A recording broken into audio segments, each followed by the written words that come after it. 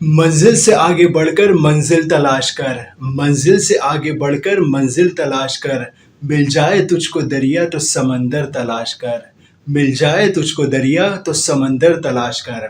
आम तौर पर ये चीज़ समझी जाती है कि जो शख्स ज़्यादा और तेज़ बोलता है, that person is considered to be an effective communicator.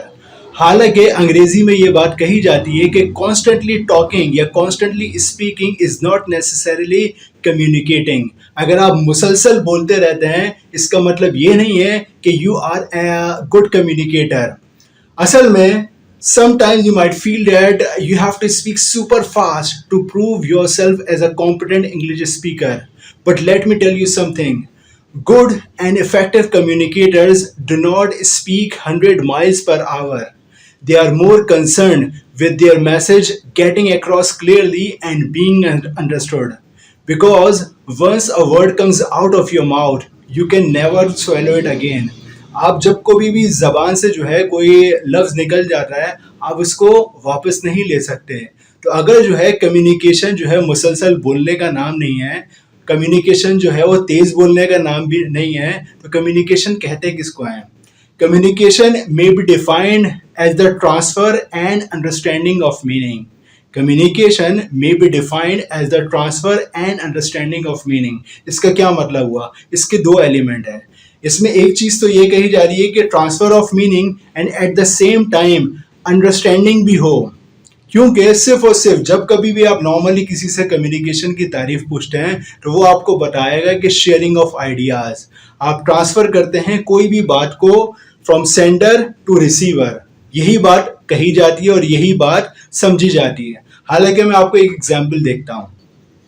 Suppose there is a person who can only speak German language and other group members do not know the language.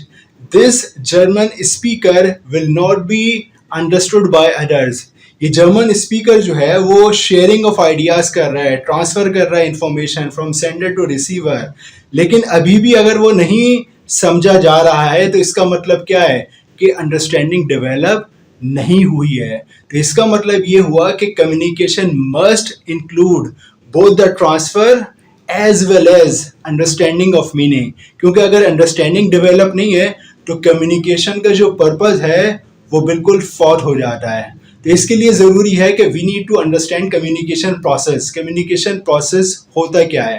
देखिए, कम्युनिकेशन प्रोसेस के अंदर हमेशा एक sender होगा और एक receiver होगा। Sender यानी कि ओरिजिनेटर और किसी भी चीज़ का, और there has to be a message.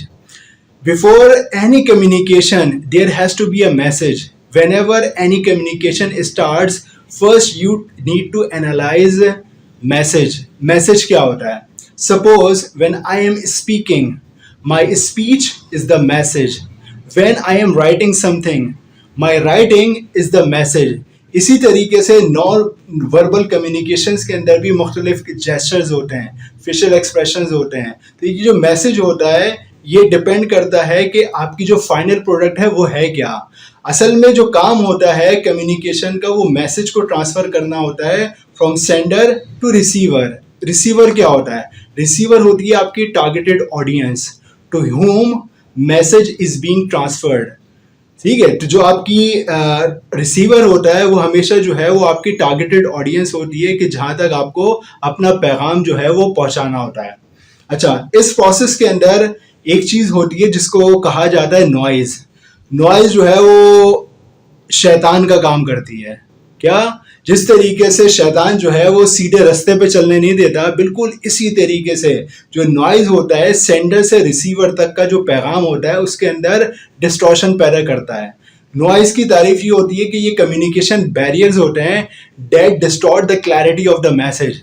जो भी आपकी मैसेज के अंदर परेशानी आएंगी, बैरियर्स आएंगे किसी भी किस्म का, वो चीज़ जो है वो नॉइज़ कहलाती है। मिसाल के तौर पे कोई शख्स जो है लार्ज ऑडियंस से जो है वो बात कर रहा है, अचानक जो है माइक ख़राब हो जाता है, तो माइक का ख़राब होना ये नॉइज़ है।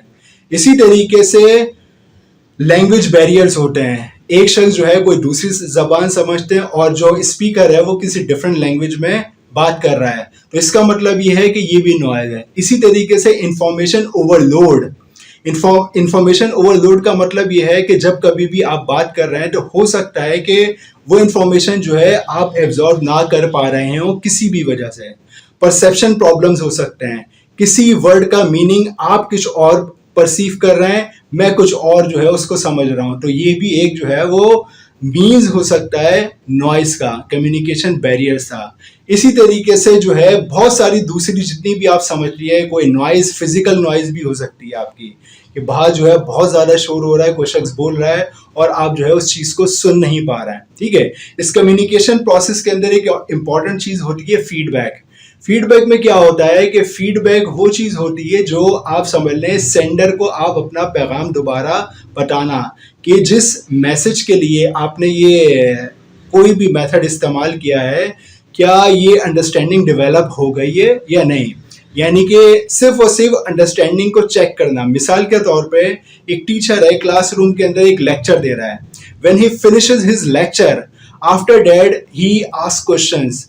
जब जो चीजें उसने टॉपिक्स कवर किए हैं, अगर जो है स्टूडेंट्स एग्जैक्टली सेम जवाबात देना शुरू कर दें तो इसका मतलब understanding has been develop. Transfer तो कर रहा है वो knowledge, at the same time जो अंडरस्टैंडिंग है वो भी डेवलप हो गई है।